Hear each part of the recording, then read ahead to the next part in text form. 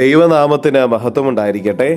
Joel പ്രവാചകന്റെ പുസ്തകം 2-ാം അധ്യായം 32-ാം വാക്യം. കർത്താവിന്റെ നാമം വിളിച്ചപേക്ഷിക്കുന്നവർ രക്ഷ പ്രാപിക്കും. കർത്താവ് അരുളി ചെയ്ത പോലെ സിയോൻ പർവ്വതത്തിലും ജെറുസലേമിലും രക്ഷപ്പെടുന്നവരുണ്ടാകും. കർത്താവ് വിളിക്കുന്നവർ അതിജീവിക്കും. സർവശക്തനായ ദൈവമേ, ഞങ്ങൾ അങ്ങയെ ആരാധിക്കുന്നു, സ്തുതിക്കുന്നു, മഹത്വപ്പെടുത്തുന്നു.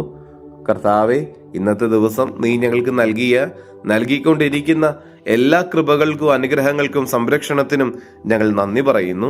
ഞങ്ങളെയും ഞങ്ങളുടെ കുടുംബത്തെയും ഞങ്ങളുടെ കൂടെയുള്ളവരെയും ഞങ്ങൾ നിരവധിയായിട്ടുള്ള ആഗ്രഹങ്ങളും പ്രതീക്ഷകളും സ്വപ്നങ്ങളും പദ്ധതികളും അങ്ങയുടെ കരങ്ങളിലേക്ക് ഞങ്ങൾ സമർപ്പിക്കുന്നു. ഈശോയെ, ജീവിതത്തിൽ വലിയ പ്രതിസന്ധികളും പ്രശ്നങ്ങളും ഉണ്ടാകുമ്പോൾ തളർന്നു പോകാതെ നിന്നിൽ ആശ്രയിച്ച് നിന്നെ നാമം വിളിച്ചപേക്ഷിക്കാനായിട്ട് ഞങ്ങൾക്ക് ധൈര്യം തരണമേ. തമ്പുരാനെ, പാപത്തിന്റെ കെണിയിൽപ്പെട്ട് പരീക്ഷണങ്ങളിൽപ്പെട്ട് ഈശോയെ തളർന്നു പോകുമ്പോൾ, സാത്താന്റെ കെണിയിൽപ്പെട്ട് തഴക്കദോഷങ്ങളിലേക്ക് പോകുമ്പോൾ, ഈശോയെ നിന്നിൽ നിന്ന് അകന്നു പോകുമ്പോൾ നിന്റെ നാമം വിളിച്ചപേക്ഷിച്ച് കൂടുതൽ സ്നേഹത്തിലേക്ക് വളരാനായിട്ട് ഞങ്ങളെ ഒന്ന് സഹായിക്കണമേ.